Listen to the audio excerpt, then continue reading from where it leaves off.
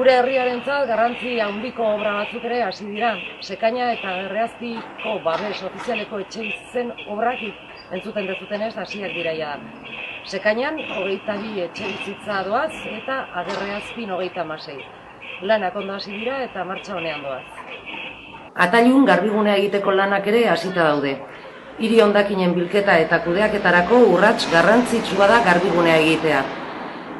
Orain arteko pikaola gunea ordezkatu egingo du, eta birzikla daitezken osagaiak errekuperatu egingo dira hor bertan. Zerbitzua doakoa izango da.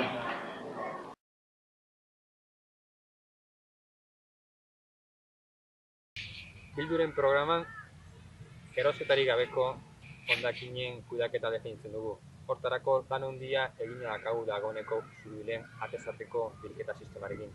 Baina obra horiek ere bildu behar dira moratoria gauzatu behar dugu, eta hortarako lanean hasi eta gauza baten bat lortu dugu. Donostiko udalerkin batera, lankidetzan, gaueko lanak eta jaiegunetako lanak gelditu egin dugu. Esku artean dazkagun beste egitasmoak honakoa dira. Udal baratzak abiatu, tokia ja prestatzen hasiko gea eta zerrenda laster iriko ditugu. Taldeko konpostatzeko kanpaina abituta dago, eta horren berri buseetan izango dituzue. Autokonpostatze individualen maila hobetzeko kanpaina ere egingo dugu.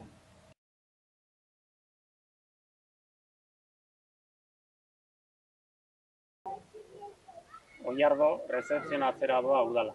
Gai hau, uste baino gehiago luzatu zaigu zeuden akatsak konpondurik utzi nahi izan ditugulako.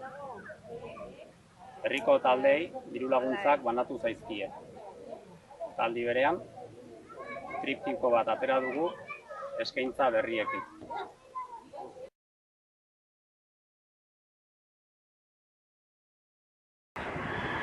Lehengo urtean jarri zen martxan gaztelekua, eta valorazio oso positibo egitea bai udalan aldetikan, gurasoen aldetikan, ezaren aldetikan, eta erabiltzaren aldetikan ere bai. Eta pixka bat proiektuakin jarraitzeko asmoa dakau. Esan behar da 120 umeek mandutela izena, eta hastean 3 egunetan jarriko da martxan.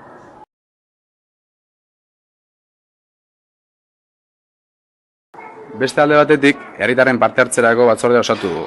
Bertan, alderdi politiko guztiak ordezkatuta daude.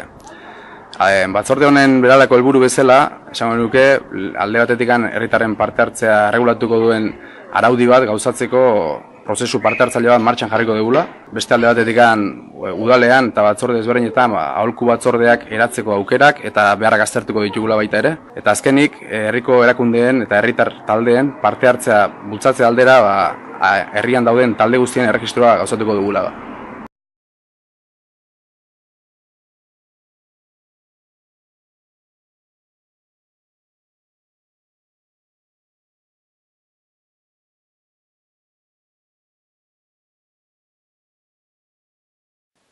Kulturetxeko lan berriak ere bukatu dira.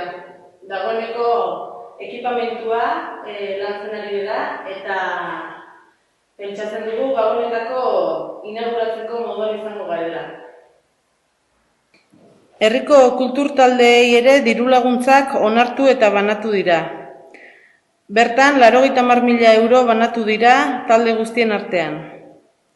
Hilabete hauetan kultur ekitaldiak ere ugariak izan dira herrian. Santixabela, topa estenika, irrien lagunak, auzolan topaketak, auzoetako festak, eta azkenik, aipatu, Zutegi udal liburutegian maileguan hartutako liburu eta bestelakoak itzultzeko kutxa jarri dugula. Bertan, eguneko edozein ordutan erabiltzaileek itzulketak egin ditzazkete. Euskara ikasleek dituzten dirulaguntzak ere banatu ditugu. Aipatu behar, langabetu eta 12 urteko seme-alaba dituztenei 100% ematen direla dirulaguntzak, gainontzekoei 180%. UEMako herria gerala kontutan izan da ere, dagoeneko zuzendari berria osatu dugu.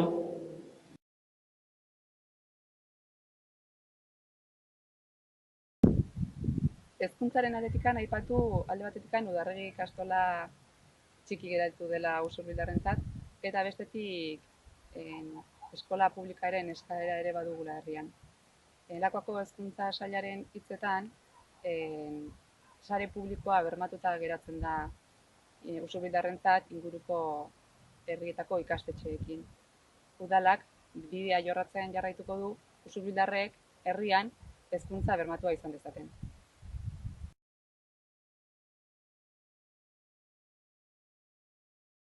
Parekidetasunaren aldetikan, emakumeen aurkako indarkeriaren inguruko diagnosia egin zeniaz, eta orain tokiko protokoloa lantzen ari gara.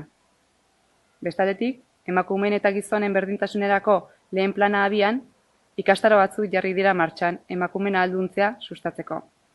Eta baita emakumeen pala ikastaroak, hauetan 3 talde osatu direlarik.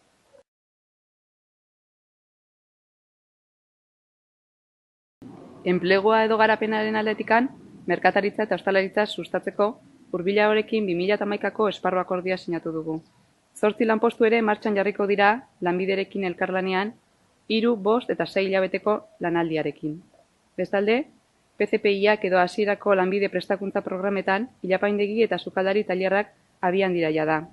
Pintore ikastaroak ere martxan dira.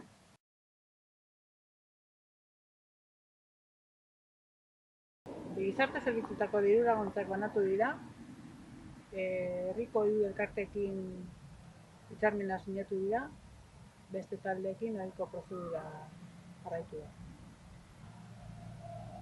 Kurso berriei begira, esperientzia eskolako tailerrak eta oroimena lantzeneko klaseak hasia dira. Osasun arloan udala bide berriak irekin nahian dabil osakidetzak.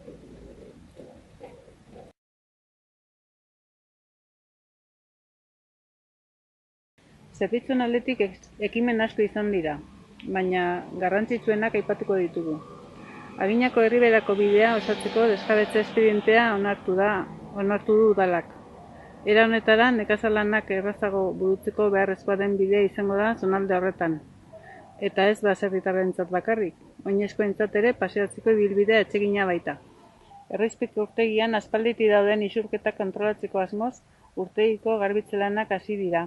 Honekin batera, azterketa bat egingo da isurketa horiek konpontzea zenbateko kostua izango duten jakiteko.